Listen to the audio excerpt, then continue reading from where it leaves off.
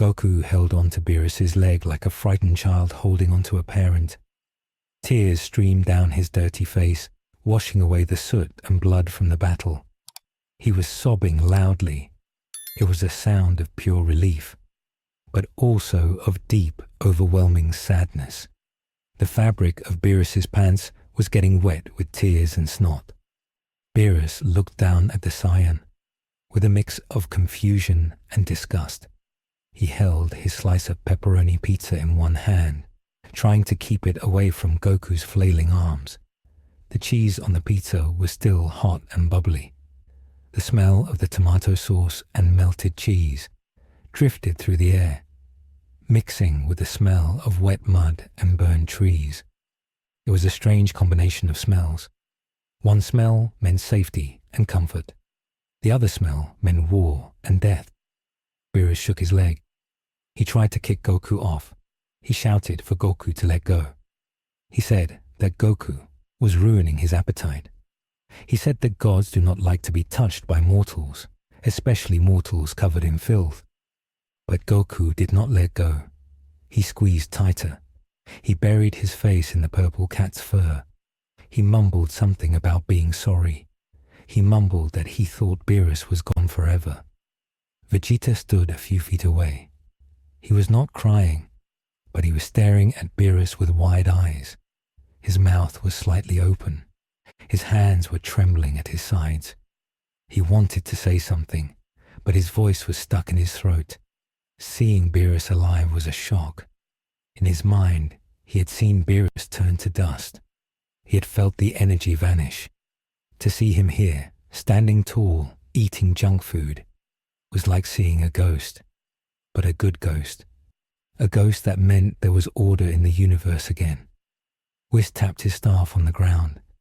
A small chime sound rang out. It was a clear, high sound that cut through Goku's sobbing. Whis smiled his polite, mysterious smile. He asked if they were quite finished with the waterworks. He said that while emotions are healthy, they were making a scene. He pointed out that they were currently trespassing in a timeline that was not their own. He asked them to explain why they looked like they had been chewed up by a monster and spat out. Bulma stepped forward. She wiped her eyes. She looked at this version of Beerus and Whis. She took a deep breath to steady her voice. She explained everything. She told them about Zamasu. She told them about the Supreme Kai dying. She told them how Beerus, the Beerus from their world, had died because of the lifelink. She told them about the destruction of Earth. She described the giant energy ball. She described the escape in the time machine. She spoke slowly, trying to make sure she didn't miss any details. As she spoke, the forest became very quiet. The wind stopped blowing the leaves. The birds stopped chirping. Even Beerus stopped chewing his pizza. Beerus listened. His face changed. At first, he looked annoyed. Then, he looked surprised. Finally, he looked serious. His yellow eyes narrowed. His ears twitched. He dropped the crust of his pizza on the ground. He did not care about the food anymore. He looked at Goku, who had finally let go of his leg and was sitting in the mud, wiping his nose. Beerus asked if it was true. He asked if a Kai really killed the God of Destruction. Goku nodded. He said it was true.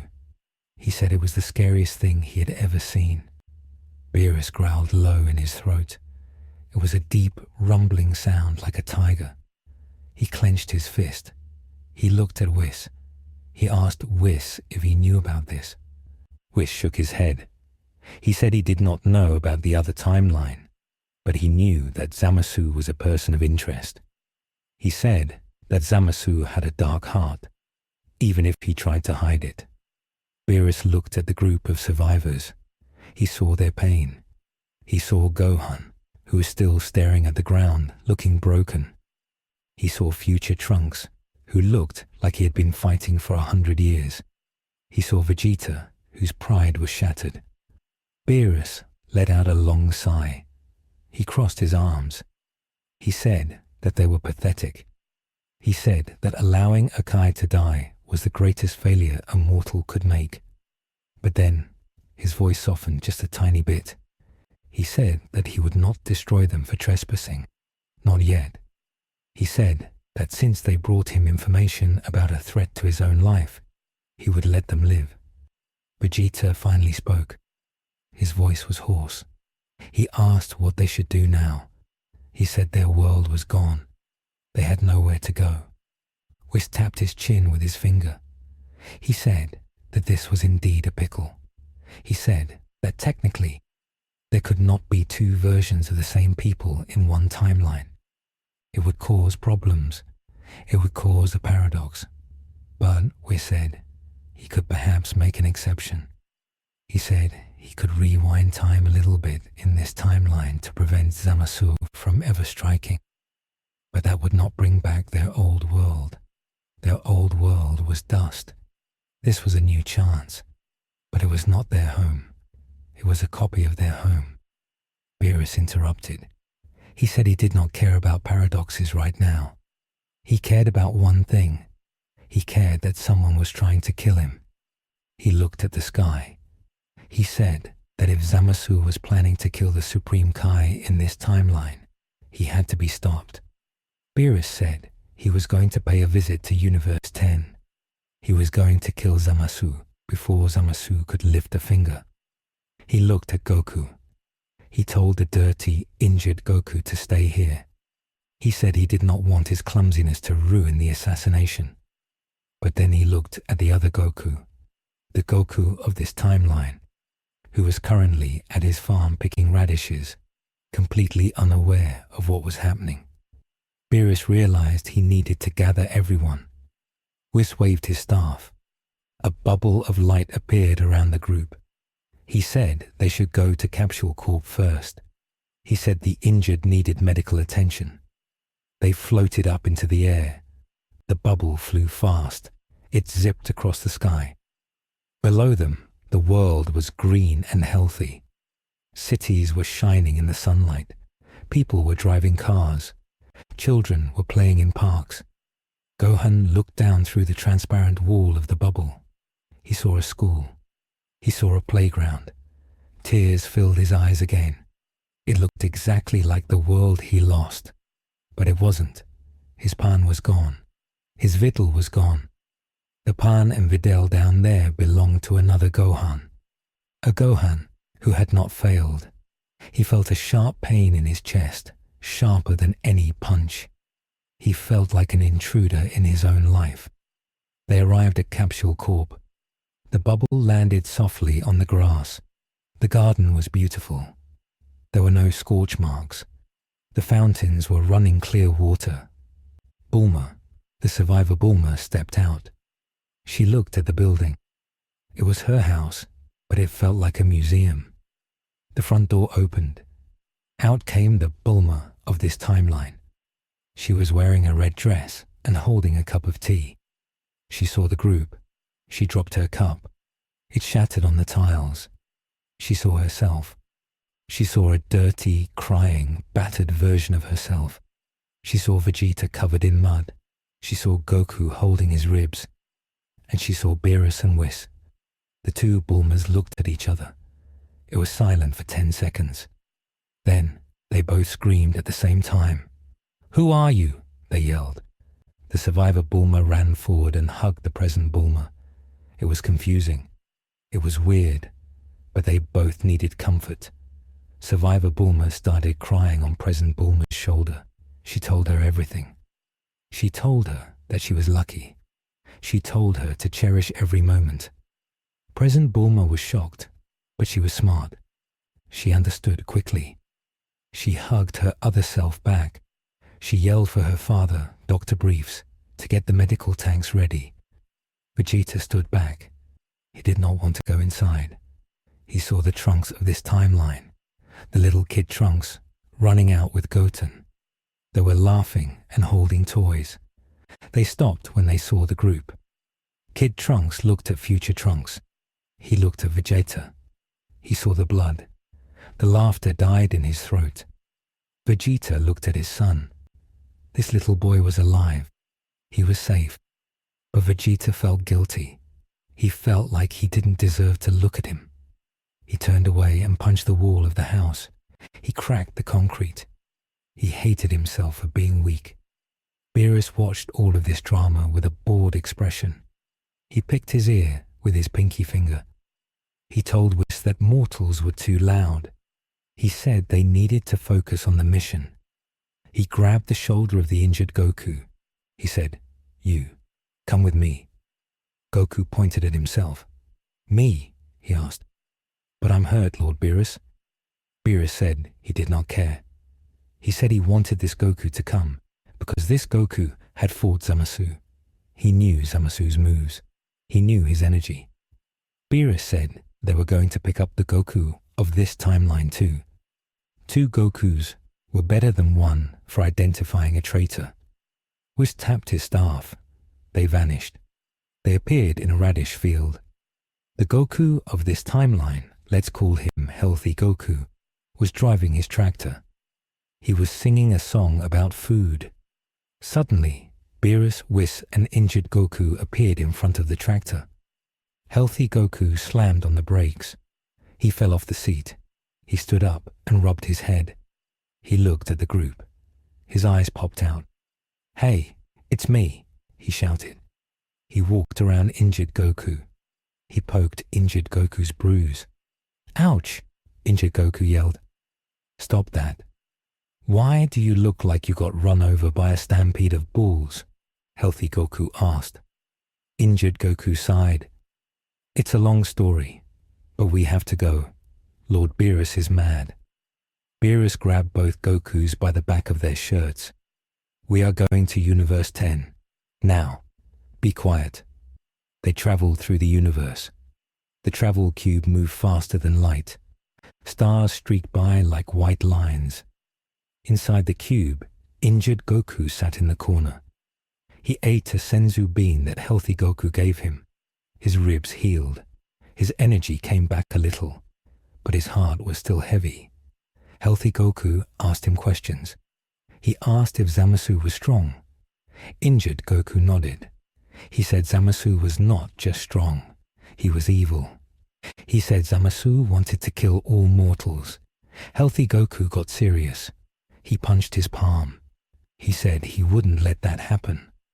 They arrived at the sacred world of the Kais in Universe 10. It was a peaceful place. The sky was yellow. The trees were pink. It was very quiet.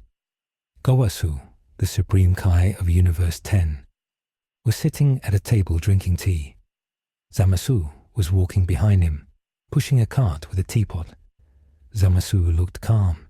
He looked polite. He did not look like the monster who had destroyed the future.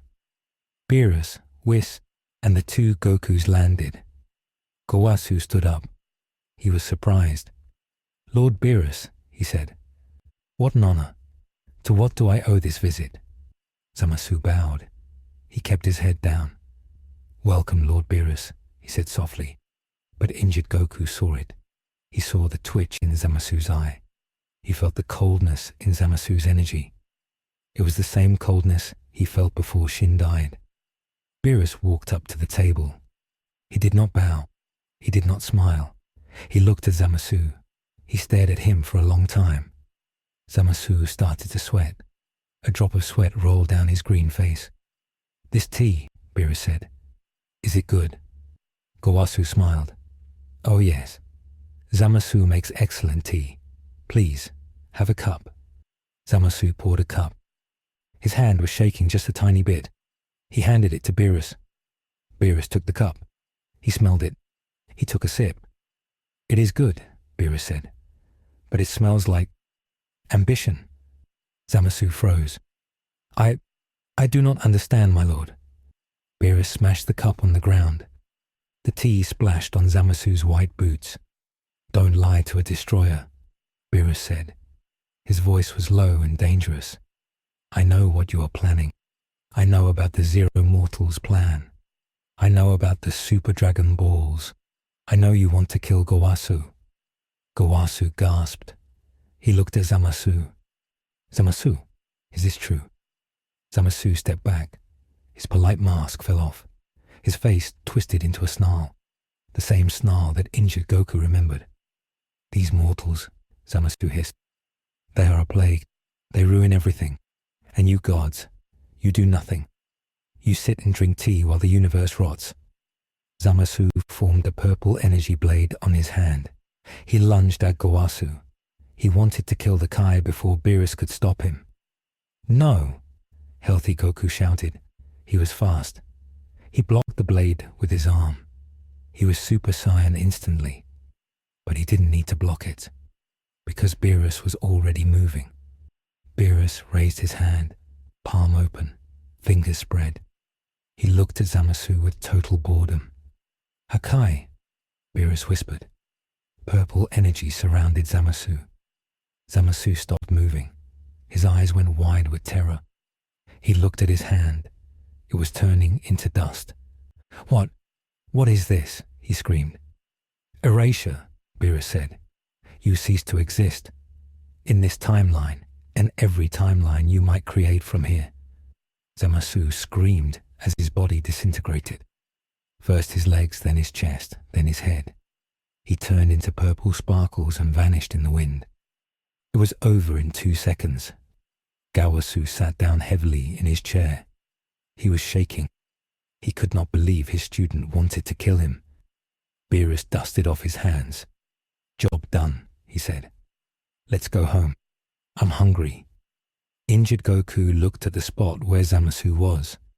He felt relief, but it was not enough. Killing this Zamasu did not bring back his chi-chi. It did not bring back his earth. It just stopped it from happening again here. It felt empty. They returned to Earth. They went back to Capsule Corp. The sun was setting. It was a beautiful orange sunset. The group was gathered on the patio. Survivor Bulma, Survivor Vegeta, Gohan, Trunks, and Piccolo, who was dead in the other timeline but alive here, were all there. The duplicate heroes looked at each other. It was awkward. There were 2 Vegetas leaning against 2 different walls, scowling at each other.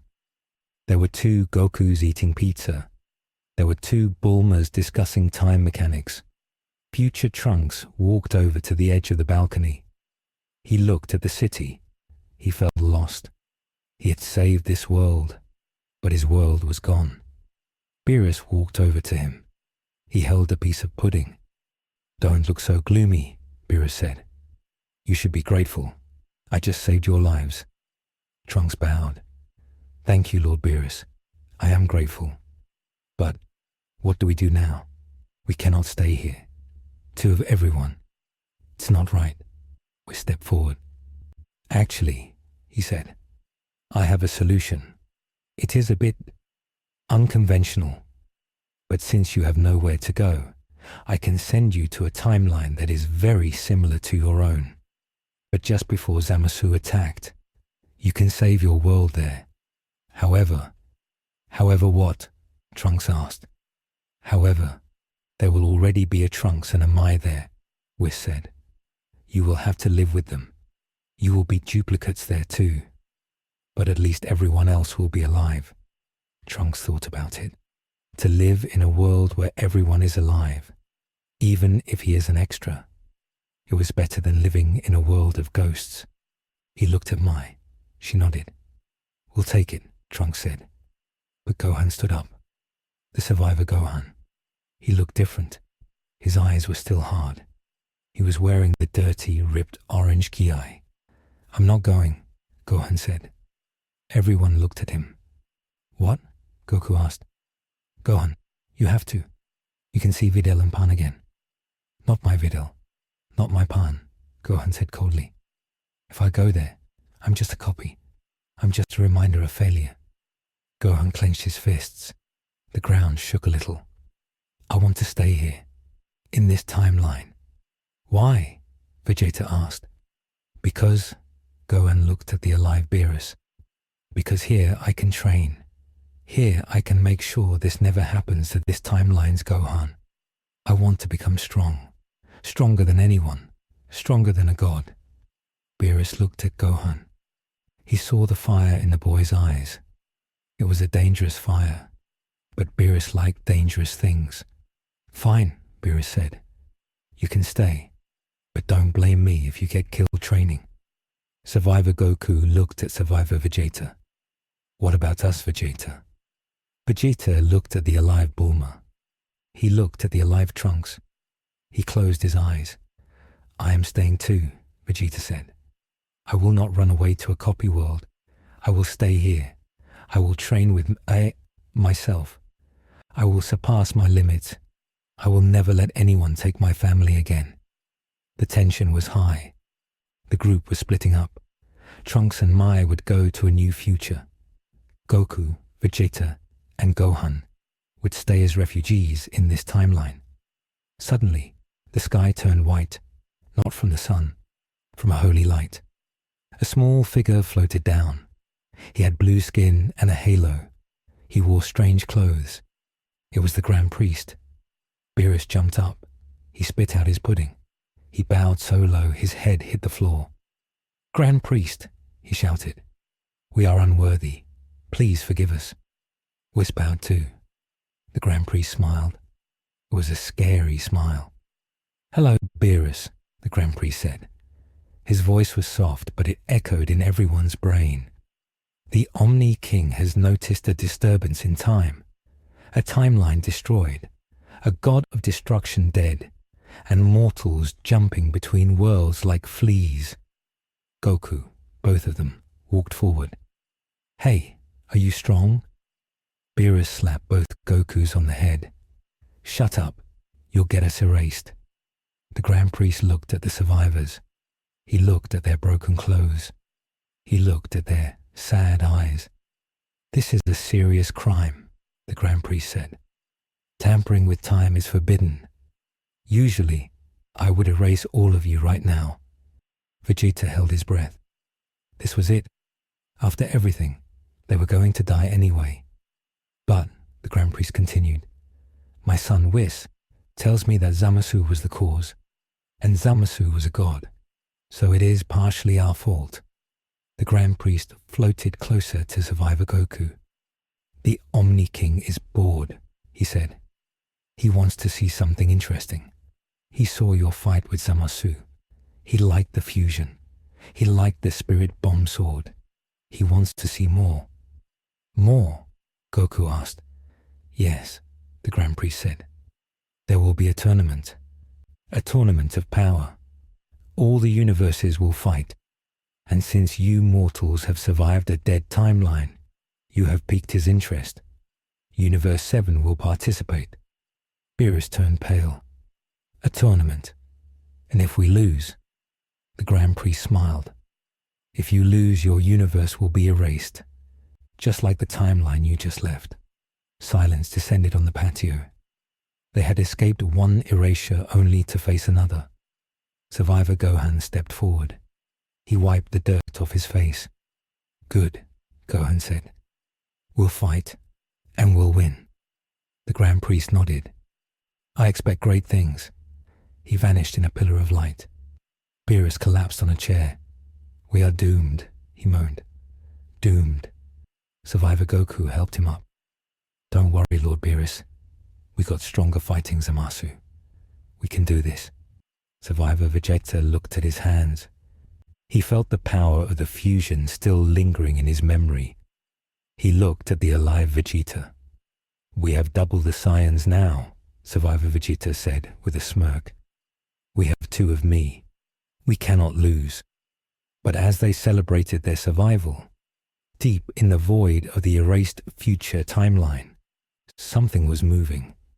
In the dust of the destroyed Earth, a single green ring was glowing. It was the time ring. It had survived the erasure, and inside the ring, a small wisp of purple smoke was swirling. It was not Zamasu. It was something else, something older. The hate of Zamasu had awakened something that had been sleeping in the cracks of time. A dark shadow began to form. It had red eyes. It looked at the path the time machine had taken. Not finished, the shadow whispered. Back at Capsule Corp, The heroes prepared for their new lives. They had to share rooms with themselves. They had to explain things to their families. It was going to be hard, but they were alive. Night fell over the city. The two Gokus sat on the roof. "So," Healthy Goku said, "you want to spar?" Injured Goku smiled. He winced, but he smiled. "You bet. I want to see if I'm stronger than me." They lunged at each other. Their fists collided. A shockwave rang out across the peaceful city. The story of the survivors was far from over. The tournament of power was coming, and the shadow in the void was watching. The episode ends with a shot of the two Gokus fighting under the moonlight, while the ominous red eyes of the shadow fade in the background. The nightmare is over, but the real challenge has just begun. Stay tuned for the next episode.